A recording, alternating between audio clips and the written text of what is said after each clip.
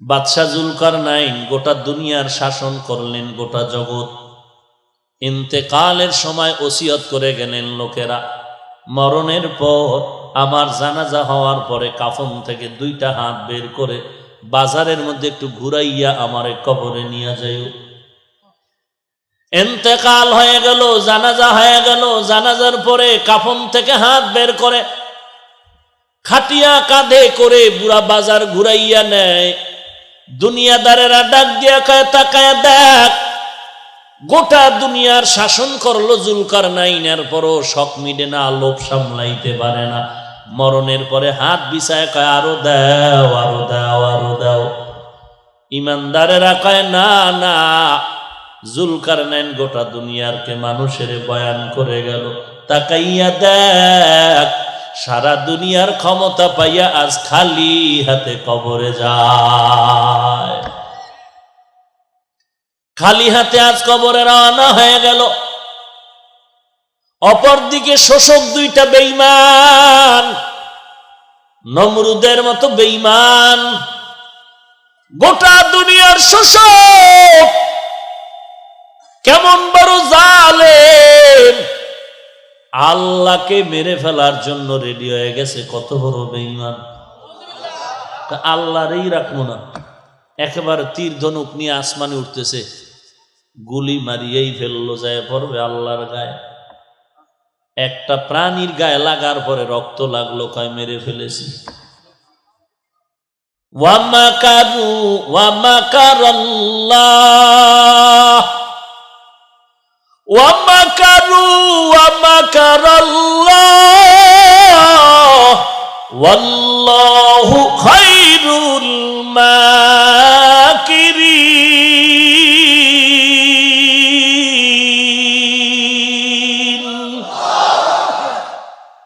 তুই কত নাম্বার বেঈমান?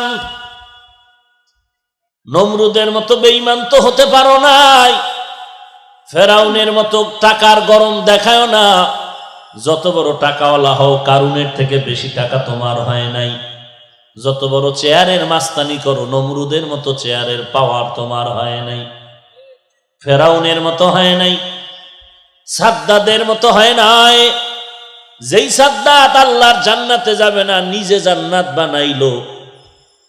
দুনিয়ার নাম্বার ছাড়া বেশ্যাদেরকে জান্নাতের হুর বানাইলো। সুন্দরী রমণীদের হুর বানাইয়া সাদ্দাত জান্নাত দেখতে যায়।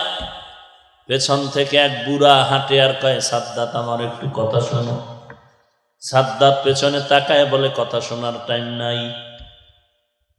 কেমন যেন চুম্বুকের মতো সাদ্দাত আগাচ্ছে ঘোড়ার পিঠে, আর বুড়া পায়ে হেঁটে তত আগায় যাচ্ছে। এক পাও ঘোড়ার উপরে, আর এক পাও জান্নাতের গেইটে। বুড়া সামনে গিয়ে কয়, পাও নামাবি না আমি আজরাইল। অন্ধকারে পথের মাঝে চলছো ভাইও একা, মনের মাঝে খেলছে তোমার কত আঁকা বাঁকা। সাদ্দাত সম পলক তোমায় নাহি কহেলিতে দিবে, হুঙ্কারে মালাকুল মওত তোমায় নিয়ে যাবে। মরণ থেকে যতই পালাও, মরণ তোমায় নিবে ঘিরি। যদিও সুদূর আকাশ পানে লুকাও, সেথায় লাগিয়ে সিঁড়ি। নদী পথে নৌকা চালাও ও মাঝি ভাই, বেলা ডোবার আগে আমি ওপার উঠতে চাই। ডুবে গেলে বেলা রে আর উঠে না, ভেঙে গেলে মেলা রে আর জমে না। নদীর পার ভাঙে ও পার গড়ে, এই তো নদীর খেলা। সকাল বেলার ধনী রে তুই ফকির সন্ধ্যা বেলা। মরণ থেকে পালানোর কোনো জায়গা নাই রে ভাই। নমরুদ পালায়া যেতে পারে নাই, আর এই এত বড় বেঈমান নমরুদের ধ্বংস করার জন্য আল্লাহর আসমানি কোনো বিশাল বাহিনীও লাগে নাই। কি লাগছে? একটা অসুস্থ মশা মাথার ভিতরে ঢুকিয়া ফাঁকে ফাঁকে একটা মিস কল দেয়, নমরুদ বেহুশ হয়ে যায়। হঠাৎ করে জুতার সাথে মোলাকাত হয়ে গেল, মাথার সাথে ঠান্ডা। নমরুদ কয়, ডাক্তারের গুল্লি মারি জুতাই হলো আমার মূল ঔষধ। জুতার সাথে যখন মাথার সাথে মোলাকাত হয় তখন মাথা ঠান্ডা। কর্মচারী একজন রেডি করে কয়, বেতন বাড়ায় দিব, যত জোরে জোতার বাড়ি মারবি। জোতার বাড়ি জোরে দিবি তো বেতন বাড়ায় দিব। ফাঁকে ফাঁকে জোতার বাড়ি দেয় তো নমরুদ মাথা ঠান্ডা করে চুপচাপ ঘুমিয়ে যায়। কর্মচারী কয়েকদিন কাজ করার পরে বলে, আমার একার দ্বারা সম্ভব না, ঘুমান লাগবে তো। কয়, তাহলে আরো একজন কর্মচারী রেডি কর, দনোজনার দায়িত্ব, একজনে না পারলে আর একজন, জুতার বাড়ি যেন বন্ধ না হয়। খোদার মায়, এটি কি সবার কপালে হয়নি? এটি সান কপাইলে কপাল। নমরুদের কপালে জুতা, আমেরিকার ডব্লিউ বুশের কপালে। সাংবাদিকরা জিজ্ঞেস করলো, কাইফা হাল, জুতা খায় কেমন লাগলো? বলে, এটা তো আমার গণতান্ত্রিক অধিকার। কেসা ভাটপা, চিন্তা করেন যে জুতা খাইয়াও বলে কিচ্ছু মনে করিনি। এরে নবীর উম্মতের দল, মাঝে মাঝে আল্লাহ পায়ের জুতা কপালে লাগায় দেখায় যে দেখ তোর কত সম্মান। এই নমরুদকে আল্লাহ ধ্বংস করার জন্য বেশি কিছু লাগে না। এরে টাকাওয়ালা ভাই, এরে চেয়ারওয়ালা ভাই, কিসের বাহাদুরি দেখাও, কিসের মাস্তানি করো রে বাবা? ফেরাউনের মতো মাস্তান তো হতে পারো নাই। 40 বছর পর্যন্ত যে ফেরাউনের কোনো অসুস্থতা হয় নাই। নীল নদের ভেতরে মাঝখানে বাড়ি বানাইছে, ধুলা বালু লাগে না তো, ঠান্ডাও হয় না। কেমন ফেরাউন, যেই লোহিত সাগরের উপর দিয়ে মুসা নবীকে আল্লাহ পাশ করায় দিলেন, পার করায় দিলেন, আবার ওই পানির মধ্যেই ফেরাউনকে আল্লাহ চুবায় ডুবায় খোদাই খায়েশ মিটায় দিলেন। এরে নবীর উম্মতের দল, তুমি তাদের থেকে তো বড় টাকাওয়ালাও হতে পারো না, বড় মাস্তান হতে পারো না। কারুনের এত টাকা, তার টাকা যেই গুদামগুলোতে রাখতো, যেই বিশাল গুদামে টাকা রাখতো, স্বর্ণের টাকা, এই গুদামগুলোর তালার চাবি বহন করার জন্য প্রায় 70টা উট লাগতো। উট, 70টা উট শুধু চাবি টানতো। এবার বুঝেন কি পরিমাণ তালা, আর এই তালা কি পরিমাণ গুদাম তার মালে। অহংকারী হয় মুসা নবী বললেন, জাকাত দাও। কারণ বলে, জাকাত দিব না। দিব না তো দিবই না। উল্টা মুসা নবীর বিরুদ্ধে একটা মেয়ের রেডি করলো, টাকার লোভ দেখায় বলে, এই কন্যা সন্তান, মুসা যখন মানুষের সামনে বয়ান করবে, তুমি দাঁড়াইয়া অপবাদ দিবা মুসা তোমার সাথে জিনা করেছে। চালাকি সব জায়গায় চলে না, বাটপারি সব জায়গায় চলে না, বেয়াদবি গাদ্দারি সব জায়গায় চলে না। খবরদার, বেয়াদবি করতে গিয়া মা বাবার সাথে মাস্তানি করিস না। এই ছাত্র, লেখাপড়ার গরম আর ভাব দেখাইতে গিয়া শিক্ষকের বিরুদ্ধে আন্দোলন করবি না, কপাল পুড়ে যাবে। আজকে কত ছাত্র দেখা যায় শিক্ষকের বিরুদ্ধে আন্দোলন করে কপাল পুড়েছে। রাস্তায় ঘুরে পাগলের মতো মাথা নষ্ট হয়ে গেল, ল্যাংটা ঘুরতেছে। আবার মাঝে মাঝে ইংলিশে কথা কয়, আরবিতে কথা কয়। পাগল তো ইংলিশ পারে না, ইংলিশ জানলো কেমনে? বলে, পাগলে ইংরেজি কয় না, বরং ইংরেজি বলনেওয়ালা বেয়াদবি করে পাগল হয়েছে। লিকুল্লি শাইইন জিনাতুন ফিল ওয়ারা ওয়া জিনাতুল মারই তামামিল আদাবি আজ খোদা কা হিমে তৌফিকে আদব বে আদব মাহরুমে গাশত আজ ফজলেরা। চালাকি সব জায়গায় চলেনি। নামাজ পড়তে দাঁড়াইয়া 3 জন যুবক, একজন ইমাম হয়ে গেছে। সূরা কেরাত পারিয়া না পড়ি ইমাম হয়ে গেছে। ইমামতিতে যাইয়া, তাও আবার তরে না, একটা নৌকার ভিতরে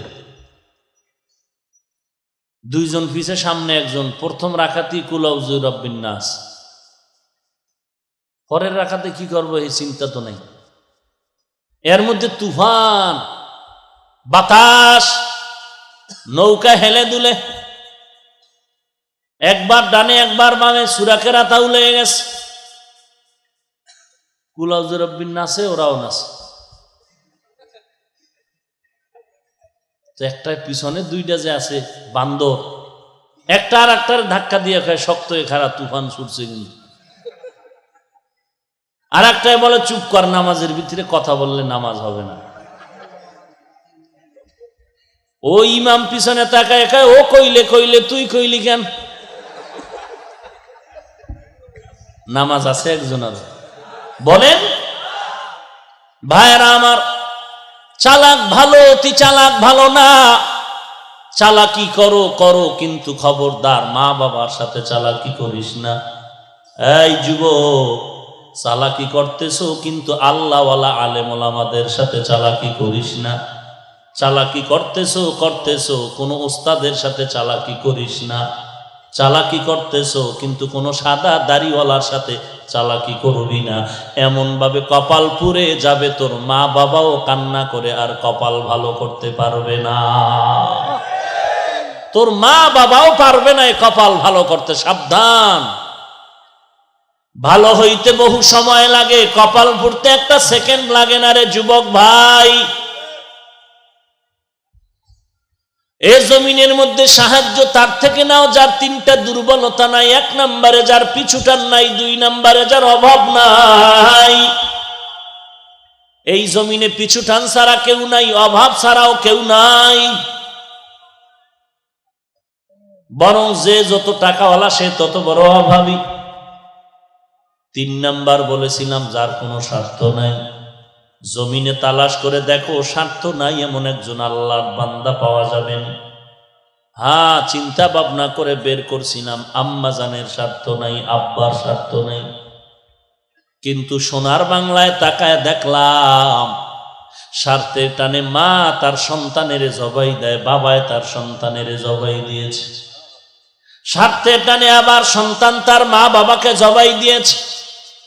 স্ত্রী স্বামীকে জবাই করে, স্বামী স্ত্রীকে জবাই করে। স্বার্থের টানে মা কোলের বাচ্চাটারে ফ্রিজের মধ্যে আটকায় মেরে ফেলেছে।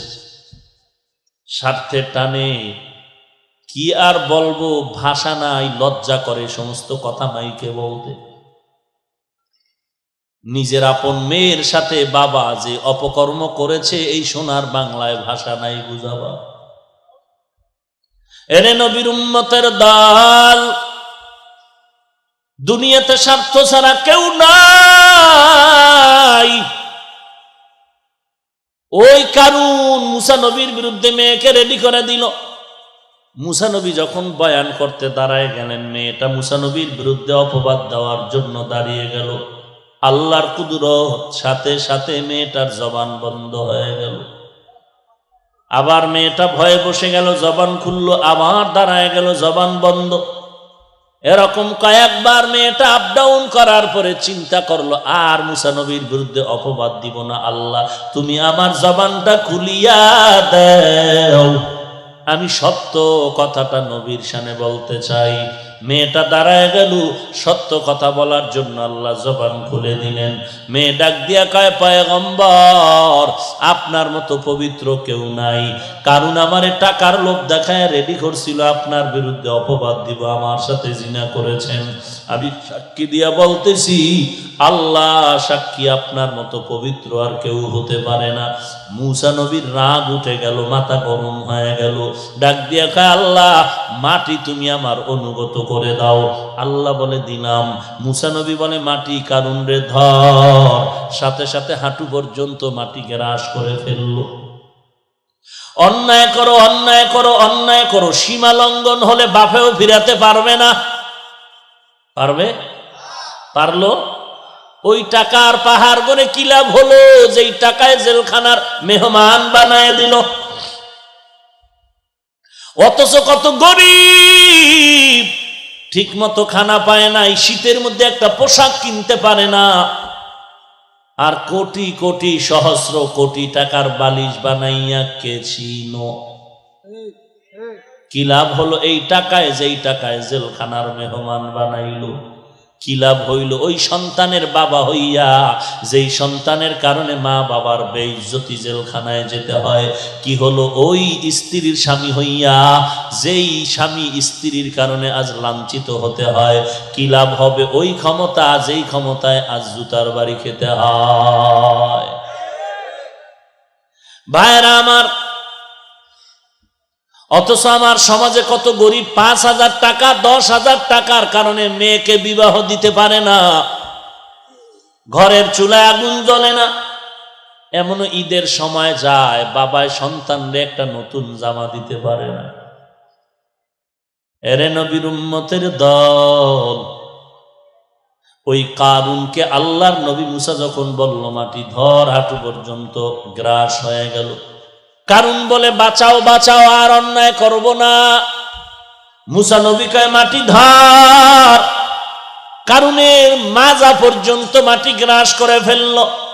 কারুন বলে বাঁচাও বাঁচাও। মুসা নবী বলে মাটি ধর, ধরার মতো ধর। সিনা পর্যন্ত মাটি গ্রাস করে ফেলল। উম্মতের বলে পাথর মেরে ওরে ধ্বংস করে দাও। আল্লাহ শেষ হওয়ার পর ডাকিয়া বলে, রে মুসা, কারণ যতবার তোমাকে বলছে বাঁচাও বাঁচাও বাঁচাও, তুমি বাঁচাইতে পারো না। তোমার মনটা খারাপ, মেজাজ গরম হয়ে গেল। আমি আল্লাহ রহমান, কারুনের দিকে আমি কুদরতের নজর দিয়া তাকাইছি না। তোমারে বারবার বলছে বাঁচাও, আর আমি আল্লাহকে যদি একবার বলতো আল্লাহ তুমি আমারে বাঁচায় দাও, আমি আল্লাহ অবশ্যই কারুনের হেফাজত করতাম। ইয়া আইয়ুহাল্লাযীনা আমানুস্তাঈনু বিস-সাবরি ওয়াস-সালাহ। আল্লাহ বলেন সাহায্য প্রার্থনা করো, তার থেকে সাহায্য চাও যার স্বার্থ নাই, যার পিছুটান নাই, যার অভাব নাই। এই তিনটা অপরাধ, তিনটা দুর্বলতা নাই যার, তিনি আছেন একজন, তিনি হলেন আমার আল্লাহ। যার কোনো পিছুটান নাই, যার স্বার্থ নাই, যার অভাব নাই।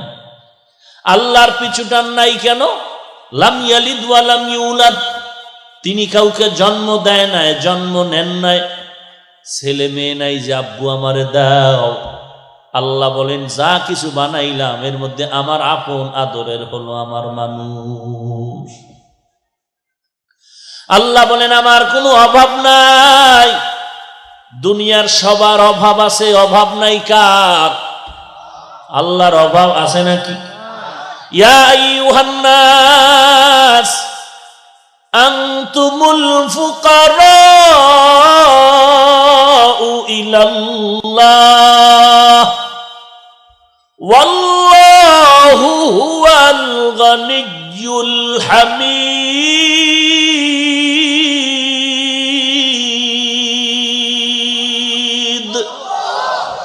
गर तवक्कुल मीकुनी हर सुबह शाम, मीरा सानादर से तू अजला मकाम, जुज़ब हक ची जे मखा अज इंसुजा, फजले उआ मस्ते दर जुमला जहा।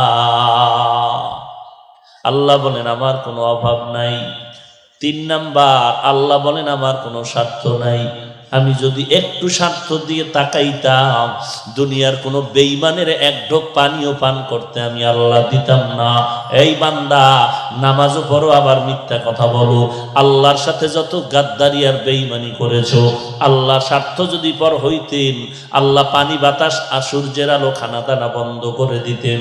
আল্লাহ বলেন না না, আমি আল্লাহ খানাও বন্ধ করি নাই, বাতাসও বন্ধ করি নাই। আমি আল্লাহ পাক সূর্যের আলো চাঁদের আলো বন্ধ করি নাই। আমি আল্লাহ রাগ করিয়া তোকে কোনো কষ্ট দেই নাই, বরং আমি আল্লাহ বারবার তোকে ডাকতেছি, উদউনি আস্তাজিব লাকুম। এরে বান্দা, ডাকার মতো আমি আল্লাহকে ডাক দাও, আমি আল্লাহ তোর জবাব দিয়া সব গুনাহগুলো মাফ করে দিব। আল্লাহ বলেন আমি স্বার্থপর না। অতএব সাহায্য আমার থেকে নাও, আর সাহায্য যদি নিতে চাও নিয়ম ছাড়া সাহায্য নিতে পারবা না। চেয়ারম্যানের থেকে আপনার 10,000 টাকা লাগবে, রাস্তার মধ্যে পাইলেই যদি বলেন চেয়ারম্যানের কলারটা ধরে বলেন 10,000 টাকা দিয়ে যা, এটা আদব হইল? আপনার এলাকায় কোনো একজন পীর সাহেব আছে, কারণ কানের উপরে একটা থাপ্পড় দিয়ে যদি কোন কেউ পীর সাহেব জিকির টিকির ঠিক মতো করেন, তো এটা আদব হইল না বেয়াদবি? প্রত্যেকটা জিনিসের আদব আছে। চেয়ারম্যান থেকে আপনি 50,000 টাকা লাগবে, 10 মণ চাল লাগবে, ডাল লাগবে। চেয়ারম্যান বলে আমার কাছে অ্যাপ্লিকেশন দাও, দরখাস্ত দাও। আল্লাহ বলেন, এরে গোলাম, তোমাদের যা কিছু প্রয়োজন আমি আল্লাহর কাছে চাও, 2টা জিনিসের মাধ্যমে চাইতে হবে। 1 নম্বরে ধৈর্য, 2 নম্বরে হলো নামাজ। আজ আমাদের মধ্যে ধৈর্য নাই, নামাজও নাই। ধৈর্য আছে? ধৈর্য নাই। ইমাম সাহেব কেরাত লম্বা লইলে টের পাওয়া যায় ধৈর্য। যারা 5 ওয়াক্ত পড়ে না, জুমায় যায় ধৈর্যশীল জুমার নামাজিরা, যায় সবার শেষে, বের হয় সবার আগে, টাটকা ধৈর্যশীল। এমন জোরে একটা দৌড় দিছে, ঘরে গিয়ে দেখে আর একজন আর জোতা নিয়ে হাজির। এরে নবীর উম্মত, ধৈর্য আর নামাজ। ধৈর্য ধরনে কি লাভ? আল্লাহ বলেন, আমি কিয়ামতের দিন স্পষ্ট তাকে বিনা হিসাবে জান্নাত দিব। বিনা হিসেবে আল্লাহ জান্নাত দিবেন। ইন্নামা ইউওয়াফাস সাবিরুনা আজরাহুম বিগাইরি হিসাব। বেগায়ের হিসাব ধৈর্য ধারণকারীকে আল্লাহ বলবে, যা তুই জান্নাতে যা। ধৈর্যের বড় দাম। ধৈর্য ধারণকারীদের জন্য বড় সুসংবাদ। ইয়া আইয়ুহাল্লাযীনা আমানুসবিরু ওয়া সাবিরু ওয়া রাবিতু ওয়াত্তাকুল্লাহ। এরে মুমিন, ধৈর্য ধারণ করো, এর উপরে মজবুত হয়ে থাকো। ধৈর্য বড় দামি একটা সম্পদ। আল্লাহ বলেন, আমি মুসিবত দিয়া দিয়া ধৈর্যের পরীক্ষা নিব। ওয়ালা নাবলুওয়ান্নাকুম বিশাইইম মিনাল খাউফি ওয়াল জুই ওয়া নাকসিম মিনাল আমওয়াল ওয়াল আনফুসি ওয়াস সামারাত ওয়া বাশশিরিস সাবিরিন। এই ধৈর্য, এই দেখছেন নি, এই ধৈর্যের বয়ান শুরু করছি, উড়াও শুরু করছি। নগদ ধৈর্যের পরিচয়। ভাইরা আমার, আল্লাহ পাক বলেন, ধৈর্য ধারণ করো, ধৈর্যের বড় ফলাফল ভালো। ধৈর্যের পাহাড়, ধৈর্যের দৃষ্টান্ত কায়েম করে গেলেন রাহমাতুল লিল আলামিন। যার মা নাই, বাবা নাই, এরপরও পয়গম্বর দ্বীনের দাওয়াত বন্ধ করে না। ধৈর্যের পাহাড় দৃষ্টান্ত কায়েম করলেন ইসমাঈল আলাইহিস সালাম আর বাবা ইব্রাহিম। ধৈর্যের পাহাড় নির্মাণ করলেন আইয়ুব আলাইহিস সালাম। টাকার অভাব নাই, সন্তানের অভাব নাই, এরপরও তার উপরে কত মুসিবত আল্লাহ দিলেন। আল্লাহ বলেন, আমি 5টা জিনিসের মাধ্যমে পরীক্ষা করব। ধৈর্য ধারণ যারা করবে তাদের জন্যই হলো নাজাত আর কামিয়াবির সুসংবাদ। এরে নবীর উম্মতের দল, আইয়ুব আলাইহিস সালামের উপরে আল্লাহ পাক এমন ভাবে পরীক্ষা দিলেন যে সম্পদ একটা আগুন এসে জ্বালায়া দিল। ইবলিস গিয়া কয়, আইয়ুব, আল্লাহর ইবাদত করে লাভ নাই, তোমার সন্তান সম্পদ ধ্বংস হয়ে গেল। আইয়ুব নবী বলেন আলহামদুলিল্লাহ। ইবলিস কয় নাউজুবিল্লাহ, না বলে আলহামদুলিল্লাহ কেন? আইয়ুব নবী বলে, এতদিন সম্পদের টেনশনে ইবাদত করতে টেনশন হতো, এখন আমার সম্পদও নাই, ইবাদতে টেনশনও নাই। এজন্যই তো নবী বলেন, গরিবেরা ধনী লোকের 500 বছর আগে জান্নাতে যাবে। কারণ ধনী লোকের সম্পদ আছে, হিসাব আছে। গরিবের সম্পদ নাই, হিসাব নাই। আইয়ুব আলাইহিস সালাম তার পুরা ফ্যামিলির মধ্যে এমন ভাবে তৈরি করে ফেললেন যে একটা সেকেন্ড আল্লাহর জিকির ছাড়া তার ঘর যেন খালি না থাকে। আমি এখন কোরআন কিতাব পড়ি, আল্লাহর জিকির করি, এরপরে তুমি, অর্থাৎ আমার ঘরের মধ্যে যেন 24টা ঘন্টার সেকেন্ডে সেকেন্ডে আল্লাহর জিকিরের আওয়াজ হয়। শয়তান এগুলো সহ্য করতে পারে না। ও আল্লাহ, তোমার আইয়ুব সম্পদের মায়া ইবাদত করে। আল্লাহ বলে না, আইয়ুব একমাত্র ইখলাস নিয়ে আমার ইবাদত করে, দেখ আমি আইয়ুবের পরীক্ষা করি। সর্বশেষ আইয়ুব নবী বিছানায় পড়ে গেলেন, চলার মতো রাস্তাও নাই, উঠতে পারে না, পার্শ্ব পরিবর্তন করতে পারে না। এক পর্যায়ে শরীরের মধ্যে পোকা শুরু হয়ে গেল। এমন ভাবে আল্লাহ পরীক্ষায় ফালাইলেন, পোকার শরীরে কিরায় ধরে, গন্ধ শুরু হয়ে গেল, এলাকার মানুষ এলাকা ছেড়ে চলে যায়। আইয়ুব নবী একবার তাকায় দেখে তার জিহ্বার মধ্যে পোকা, চোখের পানি ছেড়ে কান্না করেন, হে মালিক, এতদিন পুরা শরীরের মধ্যে পোকা, জিহ্বা ভালো ছিল, তোমার নাম ডাকতাম, আর জিহ্বা দিয়া জিকির করতাম, ক্ষুধা নিবারণ হয়ে যাইত। এখন আমি জিহ্বা দিয়া কেমনে তোমারে ডাকবো? ও আল্লাহ, তুমি যা মনে করো পরীক্ষা আরো করো, তবে আমারে তৌফিক দাও, আমি ধৈর্য ধারণ করে যেন চলতে পারি। এমন কান্নার আওয়াজ, এলাকার মানুষ দুর্গন্ধে এলাকা ছেড়ে চলে গেল।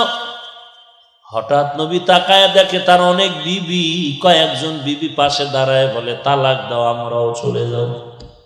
আইয়ুব নবী বলে, যাও যাও, দুনিয়াতে মনে করছিলাম সন্তানের জন্য মা আপন, বাবা আপন, আমার সন্তানও নাই, বাবাও নাই, মাও নাই। একটা উপযুক্ত পুরুষের জন্য শেষ সীমানা ঠিকানা হলো তার স্ত্রী আপন। আজকে তোমরাও আমারে ছাড়িয়া যাও। আইয়ুব নবী আল্লাহর দরবারে কান্না করেন, ও দয়ার মালিক, আজকে তুমি তাকায়া দেখো, আমার বিবিরা পর্যন্ত আমারে ছাড়িয়া চলিয়া যায়, সবাই আমারে ছেড়ে দিয়া যায়, তুমি আমারে ছাড়িয়া দিও না রে আল্লাহ। ও আল্লাহ, সবাই আমারে ভুলে গেল, তুমি আমারে ভুলিও না রে মালিক। আল্লাহ বলেন যে আমারে ভুলে না, আমিও তাকে ভুলবো না। আইয়ুব নবী তাকায়া দেখে সবাই গেল, একটা মাত্র বিবি ইউসুফ নবীর কন্যা রহমা নামের, সাধারণ সবাই জানে যার নাম রহিমা। আইয়ুব নবীর একমাত্র বিবি রহমা আইয়ুব নবীর পায়ের কিনারায় বসে বসে গুনগুন করে কান্না করে। আইয়ুব নবী ইশারায় বললেন, বিবি কেন তুমি যাও না?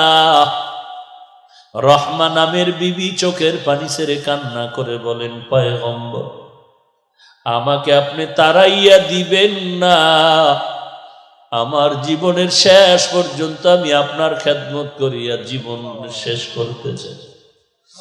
কারণ হলো আমি রহিমার কোনো আমল নাই। কঠিন হাসরের দিন এমন এক মুহূর্ত হবে, সন্তান মা চিনবে না, মা সন্তানের পরিচয় দিবে না, আপন আপন বলতে কেউ থাকবে না। নবীদের অবস্থা বড় করুণ, কান্নার আওয়াজ। ওই কঠিন সময় সূর্য মাথার উপরে, জমিনটা হয়ে যাবে তামা, সূর্যের তাপে গুনাহগারের মাথার মগজগুলো টস টস করে ফেটে যাবে। ওদিকে জাহান্নামের আওয়াজ, জাহান্নাম চিল্লায় বলবে, আল্লাহ গুনাহগার গুলো আমার ভেতরে দাও। ওই কঠিন মুসিবতের সময় যদি আল্লাহ আমাকে ডাক দেয়, রহিমা, আমার দরবারে এমন কোন আমল নিয়ে আসছো নাকি নাজাতে? আমার কোন আমল যদি না পাই, আল্লাহর কাছে এতটুকু বলবো, আল্লাহ আমি তোমার একজন আদরের পয়গম্বরের স্ত্রী হয়ে আসছি। আল্লাহ হয়তো নবীর মোহাব্বতে আমি রহমাকেও নাজাতের ব্যবস্থা করে দিবে। ও পয়গম্বর, আমাকে আপনি তাড়ায়া দিবেন না। এরে পর্দার আড়ালের মা, ওই ইউসুফ নবীর কন্যা ও নারী, তুমি একজন নারী, খাজা মুঈনুদ্দিনের মা, ও মা তুমিও মা। এই চট্টগ্রামের জমিনে ঘুমন্ত শাহ আমানত তার মা, ও মা তুমিও মা। এমন একজন স্বামীর খেদমতগার হইয়া কবরে যাইতে পারলা কিনা চিন্তা করো। এমন একটা সন্তানের মা হইয়া কবরে যেতে পারলা কিনা চিন্তা করো। কিয়ামতের দিন কিসের হিসাব দিবারে মা? আল্লাহর কাছে এমন কোন আমল করছুনি যে আমলটা দিয়া আল্লাহর কাছে নাজাতের ওসিলা পেশ করবা। এই পর্দার আড়ালের মা, আমি হাফিজুর রহমানের মা, ও মা তুমিও মা। মনটা কি চায় না একজন আলেমের মা হইয়া কবরে যাও? মনটা কি চায় না একজন কোরআনওয়ালার মা বাবা হয়ে কবরে যাও? সন্তান মা বাবার জানাজার ইমামতি করবে, কবরের কিনারায় গিয়া কোরআন তেলাওয়াত করে দোয়া করবে। এরে যুবক আল্লাহর গোলাম, তুমি স্কুলে পড়ো, কলেজে পড়ো, ভার্সিটিতে পড়ো, ডাক্তার, ডক্টর, ইঞ্জিনিয়ার হও, কিন্তু কোরআন শরীফ পড়তে তো বাধা নাই। তুমি স্কুলে পড়ো, কলেজে পড়ো, তবে কোরআন শরীফটা তুমি পার্ট টাইম একটা টাইম ঠিক করিয়ে কোরআনটা শুদ্ধ করো। এশার নামাজের পরে 1 ঘন্টা, না হয় ফজরের পরে 1 ঘন্টা ইমামরে সময় দিয়ে কোরআন শিখো। তুমি আল্লাহর কোরআন পড়ো, ইসলামের মাসআলা মাসাইল একটু অধ্যয়ন করো, আল্লাহ ওয়ালা উলামায়ে কেরামের সাথে সম্পর্ক রাখো। আমার সমাজের মধ্যে বহু ডাক্তার আছে, কোরআন পড়ে, ইসলামী জ্ঞানে বড় দামি আগানো। ঢাকার শহরে যাও, চট্টগ্রাম শহরে যাও, বহু ডাক্তার আছে, ইমামতির ময়দানে দাঁড় করায় দাও, পাক্কা ইমাম হয়ে আছে। কারণ ডাক্তারির পাশাপাশি বান্দা কোরআন শিখছে, ইসলামের লাইনে অনেক জ্ঞান অর্জন করেছে। মনে হয় যেন আজ ওই বান্দা আলেমের কাতারে গিয়া অনেক দামি হয়ে গেল। এরে যুবক আল্লাহর গোলাম, তোমার আমার মতো যুবক স্কুল কলেজে পড়ে 1 ওয়াক্ত নামাজ বাদ দেয় না, আছে না নাই? তুমি কেন পারবা না? বালিশে মাথা লাগা একটু চিন্তা করে ঘুমাইও। ঘুমের ঘরেও তো কত মানুষ মরিয়া যায়। তুমি যদি ঘুমের ঘরে মরে যাও, কি উপায় হবে? অন্ধকার কবরে। স্কুলে পড়ো তোমার আমার মতো যুবক, কৃষি কাজ করে, ড্রাইভারি করে, কোটি টাকার ব্যবসা করে, 1 টাকাও হারাম খায় না, নামাজ বাদ দেয় না। তুমি কেন পারবা না রে বাবা? তুমি নেতা মানো, দল মানো, তরিকা মানো, সব কিছুর ঊর্ধ্বে আমার আল্লাহ, সব কিছুর ঊর্ধ্বে আমার পয়গম্বর। এখানে সচেতন শিক্ষিত যুবক, আমাকে বলো, নবীজির তরিকার মধ্যে দাড়ি রাখার নিয়ম আছে না নাই? বলো বলো, আসতে বলো কেন? আছে। মানে যারা দাড়ি ছোট করো, যারা পুরাটা কাটো, দোনো দলের গুনাহ সমান। কেমন গুনাহ? 24টা ঘন্টার সেকেন্ডে সেকেন্ডে সেকেন্ডে কবিরা গুনাহ। ঘুমাইয়া থাকলেও গুনাহ লেখা বন্ধ নাই। নামাজে দাঁড়ায় আছো, গুনাহ লেখা বন্ধ নাই। বাইতুল্লাহর ঘর ধরে লাব্বাইক বলতেছো, গুনাহ লেখা বন্ধ নাই। তুমি বান্দা যতদিন পর্যন্ত দাড়ি রাখার নিয়ত না করবা, ততদিন পর্যন্ত কবিরা গুনাহ বড় না ছোট? বড় গুনাহ লেখা বন্ধ নাই। তুমি রাতের বেলা ঘুমাও, তারপরও গুনাহ লেখা বন্ধ নাই। অটো অটো লিখতে থাকবে ফেরেশতারা। এই রকম সুদের সাথে যারা জড়িত, তাদের জন্য 24 ঘন্টা গুনাহ লেখা হয়। যারা টাকনুগিরার নিচে প্যান্ট পরে, প্যান্ট পায়জামা লঙ্গি পরে, 24 ঘন্টা এদের কবিরা গুনাহ, কবিরা গুনাহ, কবিরা গুনাহ।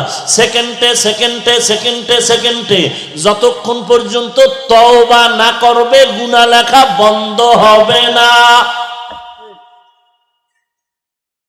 সুদের সাথে জড়িত যারা, নামাজ হবে না, রোজা হবে না, জিকির হবে না, তেলাওয়াত হবে না, দান করলে কবুল হবে না, বরং সে নিজের আপন মায়ের সাথে অল টাইম জিনা করে।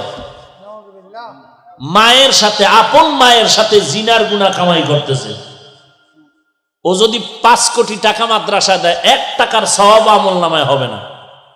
10 তলা মাদ্রাসা বানাইলো, 1টা নেক পাবে না। 5 তলা মসজিদ বানাইলো, 1টা নেক পাবে না, যতদিন পর্যন্ত তওবা না করবে। এটা আমার বাবার বানানো কথা। তোমার কবরে তুমি যাবা, আমার কবরে আমি যাব। আমার কবরের জবাব আমি দিব, আপনার কবরের জবাব আপনি দিবেন। তবে কেউ যদি বলেন পাও ধরিয়া বললে আপনি আর গুনাহ করবেন না, আমি আপনার পায়ে হাত দিয়া বলতে রাজি আছি। কারণটা কি রে বাবা? জাহান্নাম বড় ভয়ঙ্কর। দুনিয়ার আগুনের তাপ সইতে পারো না, জাহান্নামের আগুনের তাপ কেমনে সহ্য করবা? 2 কোটি, এই যে জমিন থেকে 9 কোটি 30 লক্ষ মাইল উপরে সূর্যের গরম সইতে পারো না, কিয়ামতের ময়দানে মাথার উপরে সূর্য থাকবে, কেমনে সহ্য করবা? আল্লাহর কাছে তওবা করো হে মালিক, শয়তানের ধোকায় পড়ে গুনাহ করিয়া ফেলছি, আজকে তওবা করলাম, আর গুনাহ করব না। দাড়ি কাটবো না, নামাজ ছাড়বো না, মা বাবারে কষ্ট দিব না, আলেম ওলামাদের বিরোধিতা করব না, সহিভাবে কোরআন পড়ব, নবীজির সুন্নতের আমল অনুযায়ী চলার চেষ্টা করব। আমার মতো যুবক যদি র্যাব, আর্মি, পুলিশ, বিডিআরের চাকরি করে দাড়িওয়ালা নামাজি হতে পারে, আমি কেন পারবো না? আমার মতো যুবক যদি টাকার ব্যবসা করে, আমার মতো যুবক কোটি টাকার ব্যবসা করে, হারাম না খাইয়া নামাজ না বাদ না দিয়া যদি পারে, আমি কেন পারবো না? ও আল্লাহ, তুমি আমাকে তৌফিক দাও। গলায় ছুরি আসলে মরে যাব, তারপর আর গুনাহ করব না। পাক্কা তওবার যদি নিয়ত হয়, খাঁটি তওবার নিয়তে দুটো হাত আমার আল্লাহকে দেখায়া দাও। আয় আল্লাহ, সবার হাত আপনি কবুল করে নেন, তওবা কবুল করে নেন, তওবার উপরে মজবুত হয়ে চলার তৌফিক দান করেন, আমিন। আলহামদুলিল্লাহি রাব্বিল আলামিন, ওয়াসসালাতু ওয়াসসালামু আলা সাইয়্যিদিল আমবিয়াই ওয়াল মুরসালিন ওয়া আলা আলিহি ওয়া আসহাবিহি আজমাইন। ইয়া আরহামার রাহিমিন, ইয়া আরহামার রাহিমিন, ইয়া আরহামার রাহিমিন। আয় আল্লাহ তাআলা, গুনাহের বোঝা নিয়ে আপনার দরওয়াজায় হাজির। ও আল্লাহ, আমরা যারা ময়দানে আসছি, কারো গুনার খবর কেউ জানে না, কিন্তু আপনি জানেন আল্লাহ। আমি কত বড় গুনাহগার, আমার মা বাবা ভাই বোনেরা কেউ জানে না, আপনি জানেন। আয় আল্লাহ, গুনার কারণে আপনি রাগ করিয়া পানিও বন্ধ করেন নাই, বাতাস বন্ধ করেন নাই, রাগ করিয়া খানাও বন্ধ করেন নাই। ও আল্লাহ, শয়তানের ধোকায় পড়ে গুনাহ করেছি, আজকে তওবার দরজায় ফিরে আসলাম, আর গুনাহ করব না রে আল্লাহ। আয় আল্লাহ, গুনাহগার হয়ে কবরে যেতে চাই না।